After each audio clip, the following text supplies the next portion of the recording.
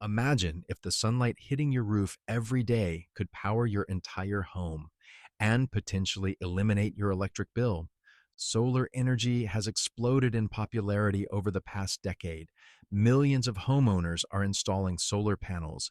Governments are investing billions into solar infrastructure, and technology keeps getting better and cheaper every year. But here's the question most people still ask: how do solar panels actually work? And are they really worth the investment? In this video, we're going to break down everything you need to know about solar panels, from how they generate electricity, efficiency, advantages, disadvantages, and whether solar is the right choice for you. By the end of this video, you'll have a complete understanding of solar energy and how it could power the future. Let's start with the basics. Section 1. What are solar panels? Solar panels are devices that convert sunlight into electricity.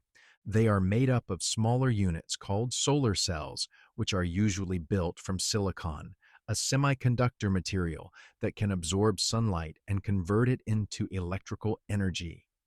When sunlight hits the surface of a solar cell, it triggers a process known as the photovoltaic effect, which generates an electric current. This is why solar panels are often called photovoltaic panels, or PV panels. Each solar panel produces a small amount of electricity, but when many panels are connected together in an array, they can generate enough power to run an entire home, business, or even a power plant. Solar panels are typically installed on rooftops or in large solar farms where they can receive maximum sunlight. But to understand why solar panels work so well, we need to look at the science behind them. Section 2. How solar panels work. At the core of every solar panel is the photovoltaic cell. Each cell contains two layers of silicon that are specially treated to create an electric field. One layer is positively charged and the other layer is negatively charged. When sunlight strikes the cell, the energy from the light knocks electrons loose from their atoms. These electrons start moving through the electric field between the two silicon layers. This movement of electrons creates direct current electricity, also known as DC electricity. However, the electricity used in homes is alternating current, or AC electricity.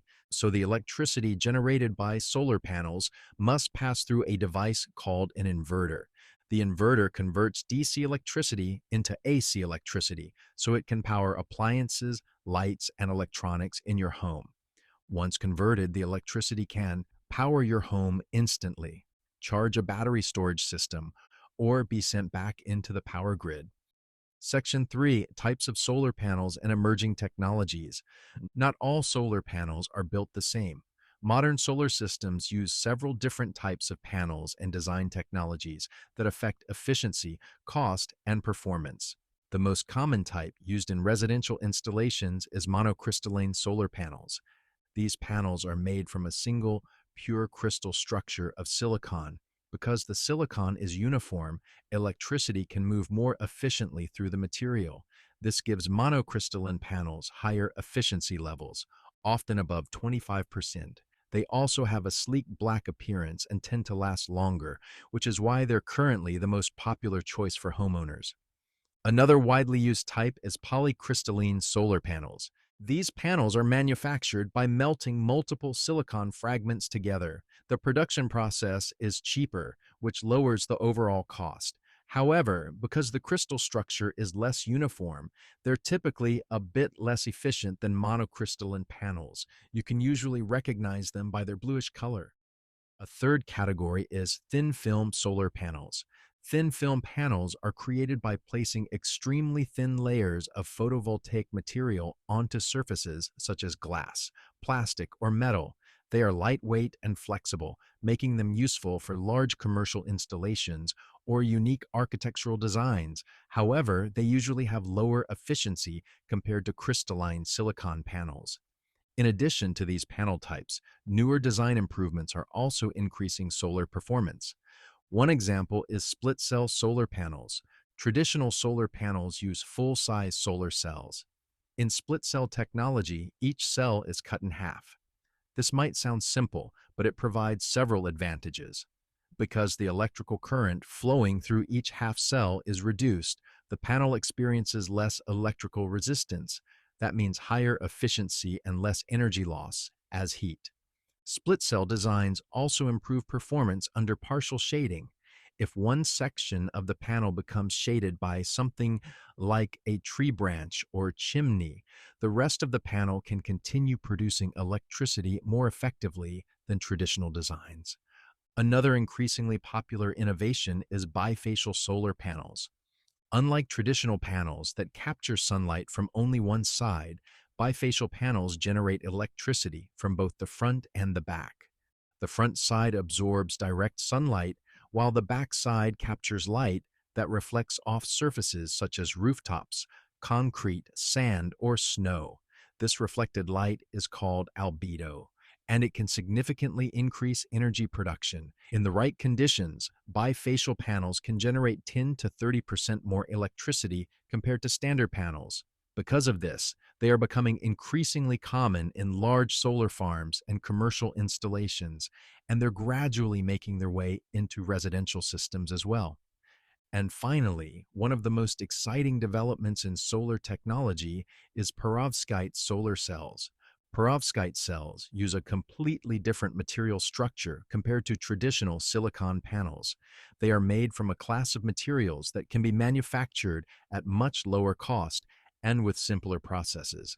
What makes perovskite technology especially promising is its potential for very high efficiency. In laboratory settings, perovskite cells have already reached efficiency levels comparable to, and in some cases higher than, traditional silicon panels. Even more interesting, perovskites can be layered on top of silicon cells to create tandem solar panels, which could significantly boost overall performance beyond what current panels can achieve. Section 4. How efficient are solar panels?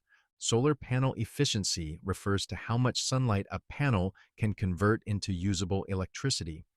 Most residential solar panels today operate at 15% to 25% efficiency. That might sound low, but solar panels still produce large amounts of electricity because they operate continuously throughout the day. Efficiency depends on several factors, including panel quality, temperature, sunlight intensity, installation angle, shading. Interestingly, solar panels actually become slightly less efficient at very high temperatures. Despite these limitations, solar technology continues to improve every year. Section 5. Advantages of solar energy. Solar energy offers several major benefits. First, it reduces electricity bills by generating free power from sunlight. Second, solar energy is renewable and sustainable, meaning it will never run out. Third, solar power reduces greenhouse gas emissions and helps combat climate change. Fourth, solar panels require very little maintenance once installed. And finally, homes with solar systems often see an increase in property value. Because of these advantages, solar energy is becoming one of the fastest growing energy sources in the world. Section 6. Disadvantages of solar panels. Despite all the benefits, solar panels do come with some drawbacks that are important to consider. The biggest barrier for most people is the initial installation cost. Installing a full solar system can still require a large upfront investment without incentives or financing. Another limitation is that solar energy production depends on sunlight. That means energy output drops during cloudy days and stops completely at night. While battery storage systems can help, they add additional costs to the system. Not every home is ideal for solar either. Roof orientation, shading from trees or nearby buildings, and limited space can all reduce how effective a solar system will be. There are also some long-term performance issues that can develop over time. One example is something known as snail trails. Snail trails are thin, dark lines or discolorations that can appear on the surface of solar panels after they've been installed for a while. They often look like faint streaks or trails across the panel, hence the name. These marks are usually caused by microcracks in the solar cells, combined with moisture and chemical reactions involving the panel's materials. Over time, these reactions create visible discoloration. The important thing to understand is that snail trails are mostly a cosmetic issue, not a major functional failure. However, in some cases, they can indicate underlying microdamage that may slightly reduce panel efficiency over time. This is why proper manufacturing quality, installation, and regular inspection are important for maintaining long-term performance. Even with these challenges, most solar panels are designed to last 25 to 30 years or more, and manufacturers typically include warranties to cover performance and defects. Solar panels represent one of the most promising solutions for clean and renewable energy. Solar energy is likely to play a massive role in powering homes, businesses, and entire cities in the future. So the real question isn't whether solar energy will grow, it's how fast the world will adopt it. If this information has helped you in learning about solar panels, please like, comment, share, and subscribe to the channel. And until next time, take care.